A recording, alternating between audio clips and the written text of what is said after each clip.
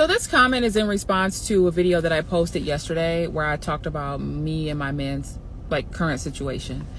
And I understand why you're saying this, but you're wrong when it comes to me.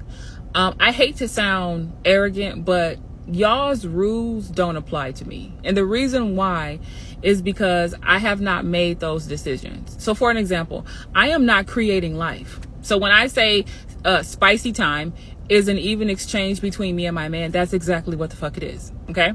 Because I'm getting pleasure, he's getting pleasure, and that's that on that. Now, if you're going to be having these men's baby, aka creating life, and becoming a wife slave and you know, cooking and cleaning and doing all these things and sacrificing and giving things up for men, then yes, absolutely, for you it's not going to be an even exchange. As a matter of fact, you're going to get the short end of the stick 100% of the time, and I hate that for you. But if you have my mindset, or a mindset of mine that's similar to mine or worse, these rules don't apply, because I'm child free. I've known I was going to be child free ever since I was a kid. I knew that I was not using my body to be an incubator. I knew that I would love my unborn children too much to bring them here. So that's not happening. Okay.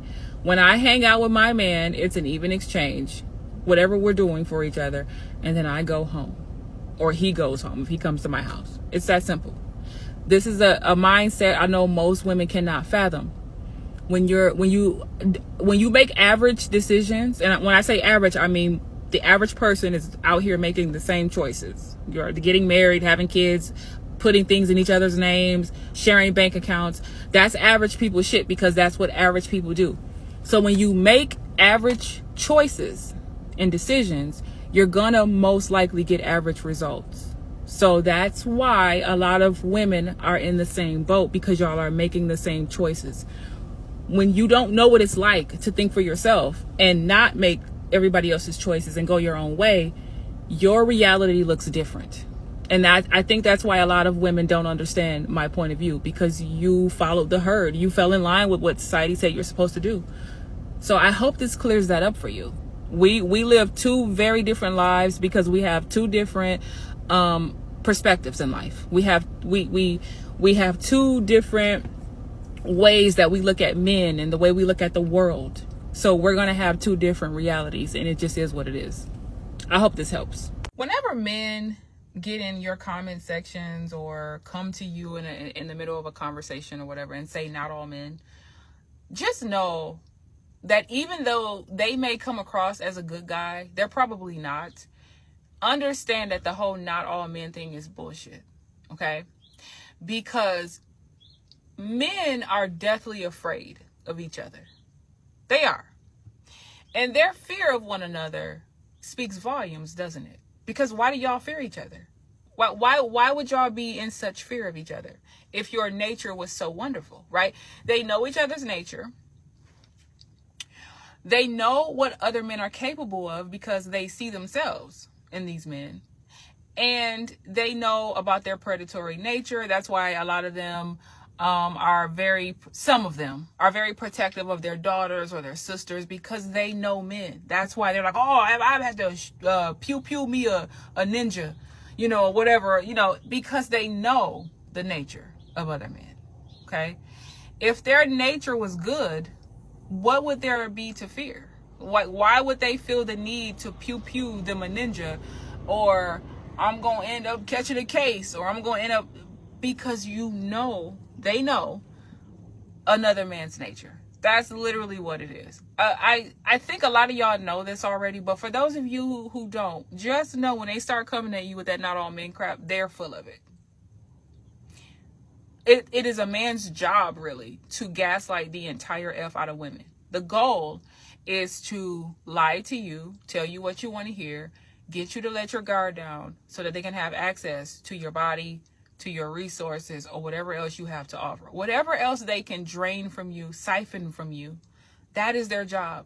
Whenever guys back in the day, when they were always talking about, oh, he got game, oh, he know how to run game, that's it. This whole thing is a game. This whole thing has always been a game to men. It's all about tell women what they want to hear so that they can let their guard down and they can get their way. They're not trying to do right by you. They're not trying to protect you.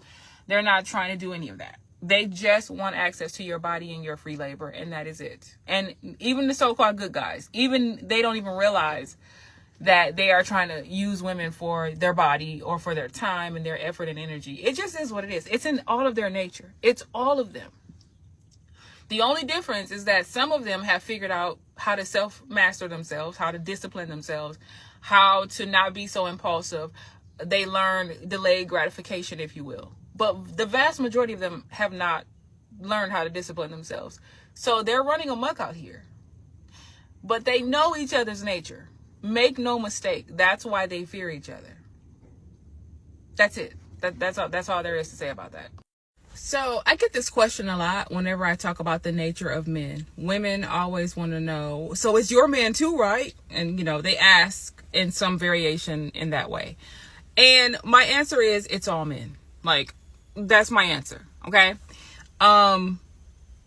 Even the so-called good guys, it's in their nature to want things from women. Like, it's in their nature to want their free labor or to want their body or whatever it is. Now, in my particular situation, because I've talked about this a few times before, he and I, we're sexually active with each other, even exchange. Okay, because I get a lot of women saying, oh, he's using you for your body. I'm like, bitch, I'm using him as well. Okay, because I can have whatever man I want. That's who I chose. And we're using each other. It is an even exchange. Now, for most of y'all, it wouldn't be an even exchange. Why? Because most of y'all are trying to domesticate wild animals, if you will, right? You guys are living with these men. You're cooking and cleaning and doing their laundry. Y'all are having babies with these men. Y'all are trying to marry them, essentially trying to domesticate them. So for y'all who are doing that, it will never be an even exchange. But the reason why it's an even exchange for me is because we are both child free. So even if he ever changes his mind about having kids or whatever, that's going to be on him. It ain't going to be me. I ain't popping out no babies for nobody. Okay. I'm child free for life. He claims that he's child free. It works. We don't live together. We probably never will, because I don't really want to. I like my space. He likes his space, but he probably doesn't mind us living together, but we don't live together. And, we have our own resources. So I'm not some like broke, lazy chick that's expecting a man to take care of me, because I'm fiercely independent.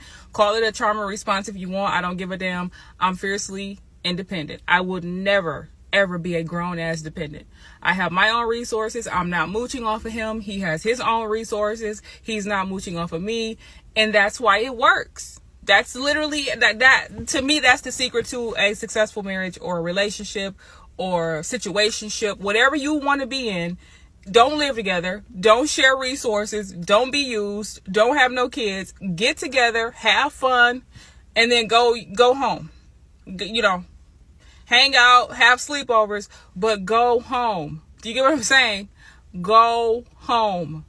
When I'm with him, we have a blast. Me, him, and his dog. My stepdog. Right?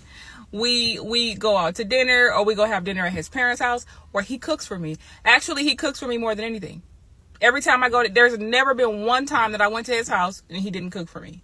And if I'm there all day, it's breakfast, lunch, and dinner. He cooks me breakfast, lunch, and dinner. And out of all the time that we've been together, I've only cooked for him maybe 3 times. For him, it's been several hundred. I'm just saying, okay? And when I'm ready to go home, I go home. And then when we want to see each other again, we see each other again. That's why it works. So if you want it to be an even exchange, in my opinion, don't live together. Don't share resources. Don't share bank accounts. All of that stuff that typically ruins a woman's life, don't do it. That's the best way for me to tell you. And that's working. Do I have the crystal ball to the future and say, we're going to be together forever? Absolutely not. Am I calling him a unicorn? Absolutely not. Nobody's a unicorn. Unicorns don't exist. But he is right for me at this point or this season in my life. Whatever tomorrow holds, it is what it is. If he comes to me next week and say, I don't want to be with you no more, check up the deuces, moving on with my life. And I'm pretty sure he probably feels the same way. He's not toxic. He doesn't have attachment issues like most of y'all do. He doesn't have, he's not codependent, and neither am I. And that's why it works. I hope this helps. All together, girls. 1, 2, 3. Fuck these men on the internet. They don't know what they want, but they will see what they can get. Oh, go and waste your one and only precious life while pretending not to have a full receding hairline. So keep your eyes on his hairline and your hand on your drink. For all you know, he is a psychopath. He'll leave you on red, and he won't care if you're dead. And the psychics on TikTok are all